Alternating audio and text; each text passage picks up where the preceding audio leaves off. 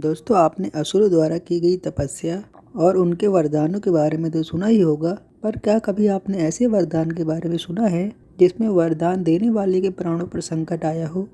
दोस्तों, ये कहानी है भस्मासुर नाम के एक असुर की, भगवान शिव की और भगवान विष्णु के अवतार मोहिनी की। दोस्तों, आप सभी जानते हैं कि भगवान शिव को भोले भंडारी भी कहा जाता है। अत्यंत भोले हैं और जल्द ही प्रसन्न होने वाले भगवान हैं और कई बार इसी का लाभ उठाकर असुर भगवान शिव की तपस्या करके कई बार ऐसे वरदान मांग लेते हैं जिससे सृष्टि पर संकट आता है।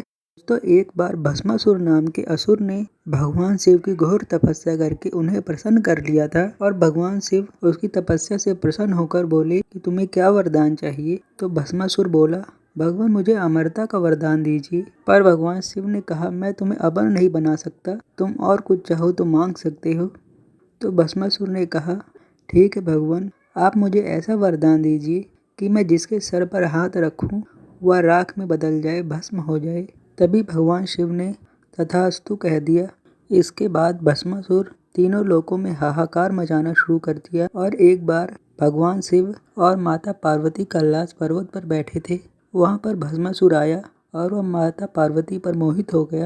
माता पार्वती से विवाह करने के लिए वह भगवान शिव को भस्म करना चाहता था, पर भगवान विष्णु भस्मासुर की मनसा को जान गए और भगवान विष्णु ने अपना स्त्री रूप मोहिनी रूप धारण किया।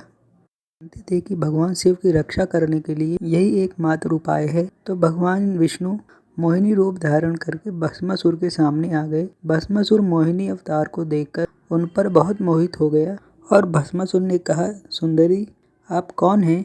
तो उन्होंने अपना नाम मोहिनी बताया। तो भस्मासुर ने कहा, कृपया देवी, मैं आपसे प्रार्थना करता हूँ कि आप मुझसे विवाह कर लीजिए।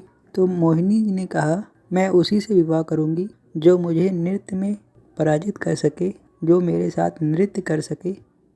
तो भस्मासुर ने कहा, देवी जैसा आप कहेंगी मैं वैसा ही करूँगा। तो भगवान विष्णु के अवतार मोहिनी और भस्मासुर नृत्य करने लगे। जैसे जैसे मोहिनी नृत्य करती वैसे ही भस्मासुर भी नृत्य करने लगता और मौका पाकर भगवान विष्णु ने अपना हाथ सर पर रखा। इसी को देखते हुए भस्मासुर यह भूल गया कि उसे वरदान मिला है कि जिसके सर पर हाथ रखेगा वह भस्म हो जाएगा।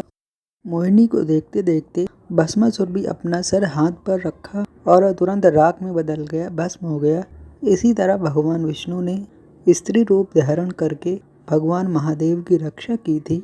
तो इस पूरे प्रसंग से हमें क्या सीख मिलती है?